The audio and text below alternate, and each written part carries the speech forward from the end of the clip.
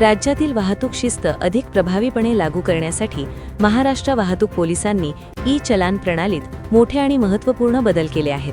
मुख्यमंत्री देवेंद्र फडणवीस यांच्या निर्देशानुसार वाहतूक नियमांचे उल्लंघन करणाऱ्यांवर त्वरित कारवाई, दंडाची त्वरित वसुली आणि कारवाईत संपूर्ण पारदर्शकता आणण्यासाठी या प्रणालीचे व्यापक आधुनिकीकरण करण्यात आले आहे. सिस्टीम अपग्रेड आणि SMS-द्वारे त्वरित माहिती. नवीन प्रणालीमुळे आता वाहतूक नियम मोडल्यास दंड त्वरित लागू होईल. नियम मोडल्याची नोंद होताच दंड झालेल्या व्यक्तीला SMS-द्वारे त्वरित माहिती दिली जाईल. यामुळे चलान भरण्यास होणारा विलंब कमी होईल आणि दंड वेळेत भरला जाईल. या रिअल टाइम अपडेटमुळे थकीत दंडांची संख्या लक्षणीयरित्या कमी होण्यास मदत होईल, ज्यामुळे वाहतूक पोलिसांची वसुली मजबूत होईल. पारदर्शक कारवाईसाठी बॉडी कॅमेऱ्यांचा वापर. वाहतूक पोलिसांनी घेतलेल्या सर्वात महत्त्वाच्या निर्णयांपैकी एक म्हणजे कारवाई दरम्यान बॉडी कॅमेऱ्यांचा अनिवार्य वापर. वाहतूक पोलीस आता नियम मोडणाऱ्या वाहन चालकांवर कारवाई करताना हे कॅमेरे वापरतील. यामुळे कारवाईची संपूर्ण प्रक्रिया पारदर्शक होईल.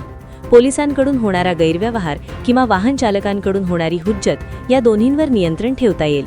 कॅमेऱ्यात रेकॉर्ड झालेला पुरावा कायदेशीर बाबींसाठी अत्यंत उपयुक्त ठरेल आणि संपूर्ण प्रक्रियेला विश्वसनीयता देईल. हॅबिच्युअल नियम तोडणाऱ्यांवर नो मर्सी म्हणजेच माफी नाही. नवीन सिस्टीम अपग्रेडमध्ये वारंवार वाहतूक नियम मोडणाऱ्या म्हणजेच हॅबिच्युअल ऑफेंडर्सवर विशेष लक्ष केंद्रित करण्यात आले आहे.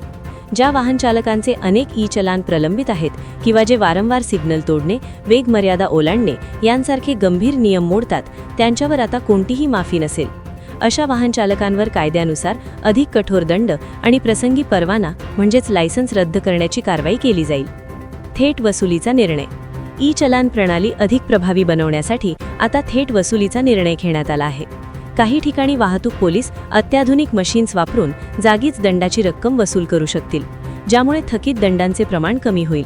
सिस्टम अपग्रेड, बॉडी कॅमेरा आणि थेट वसुलीचा निर्णय हा वाहतुकीच्या नियमांविषयी नागरिकांमध्ये अधिक जबाबदारीची भावना निर्माण करण्यासाठी घेण्यात आला आहे. नागरिकांनी या बदलांची नोंद घेऊन वाहतूक नियमांचे काटेकोरपणे पालन करावे, असे आवाहन वाहतूक विभागाकडून करण्यात आले आहे.